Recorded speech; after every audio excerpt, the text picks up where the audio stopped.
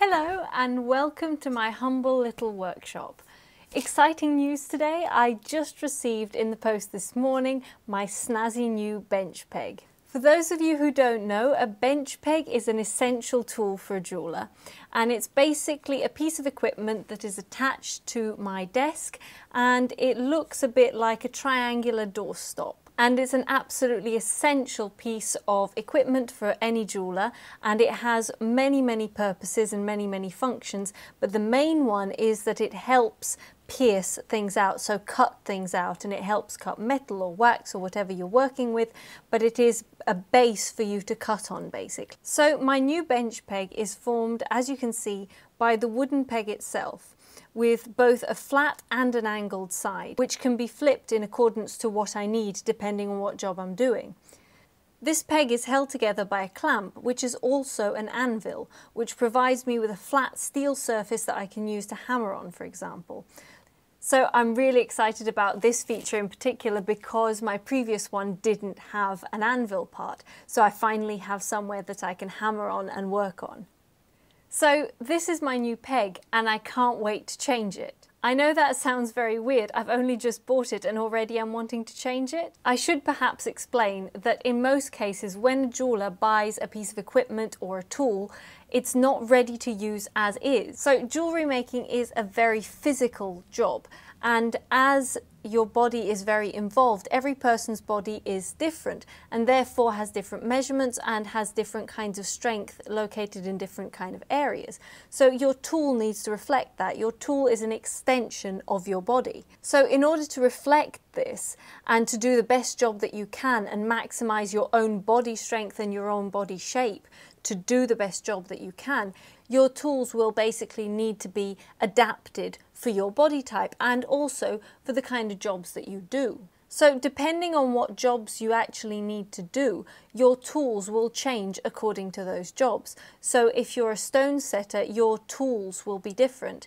and even your bench peg will look different because you will need it to stone set. If you mainly pierce out and cut out things and forge them and shape them, then again your tools will reflect this as well. So depending on what kind of jobs you do more often, your tools will reflect what kind of jeweller you are.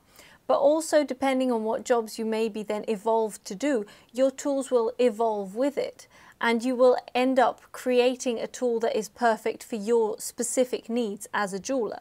So today I will be adapting my bench peg to fit my needs. Hi, my name is Lorna Romanenghi and I am a jewellery designer and maker. My work has been exhibited internationally and has won numerous awards along the way. Here, on my channel, I will take you by the hand, giving you VIP access to behind the scenes of the jewellery world, so you can feel more confident and educated when buying, commissioning, or simply appreciating jewellery. To make sure you don't miss out on any new content, click the subscribe button below. So the alteration that I'll be doing today is what I would call a basic primary alteration, which most jewellers do as it facilitates any piercing work, which is usually at the basis of every jeweller's work. So today I will be cutting and adapting this wooden peg by cutting a V-shaped gap in it. So before I get started with my job, the first thing that I need to do is take care of this lion's mane so it doesn't get caught in everything that I'm doing. So I do that by using my trusty hair chopstick. If you've not seen my previous videos on how to use a hair chopstick and how to put your hair up with a hair chopstick, then check out the link down below and it will show you a tutorial on how to do it and different ways to do it. But for me, it is an everyday occurrence because it just pins my hair back nice and tight, and it means that I can crack on with my job without any stragglers getting in the way and without getting caught up in my machinery, which could be very dangerous. So now that I've got it all nicely tied back, I can crack on with my job. So the first thing I need to do is mark out my V shape. So I've now marked out the V shape that I'm going to be cutting out from my bench peg, and to do so I'm just going to use my jeweller's saw. I'm going to change my saw blade to a bit of a heavier duty one and changing it to one that I often use when I'm working in wax, but it's actually a wood saw blade.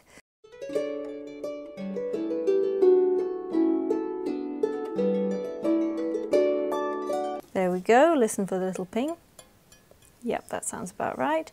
And now I can get started with the cutting. Now, jewelers usually pierce in a straight line, so your wrist has to be directly under the blade and you just go in an up and down motion. However, for cutting wood, sometimes it's actually easier to go at a slight angle and it actually lets you follow the line. Once you've started, you can then go into a straight line.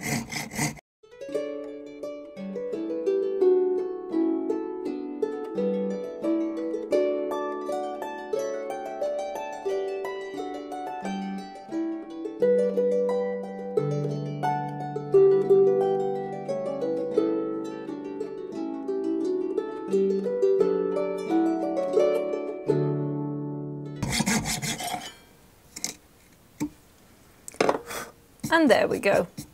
So I'm actually going to show you how having this V actually benefits me and how it's much easier to do it when I've got this V cut out.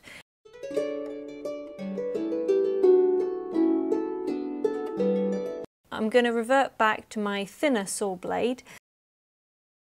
Just to show you, as you can see, I am much more stable now, and I don't have to stop it with my hands from going all over the place. And this means that it's giving me two hands to give me tension, and the other side is just pressed into my shoulder. So again, listen to the sound, and you know that that is nice and secure. So again, even just for a very small job like this of just changing a saw blade, this just makes it 100 times easier. So I'm really glad I've done that little modification.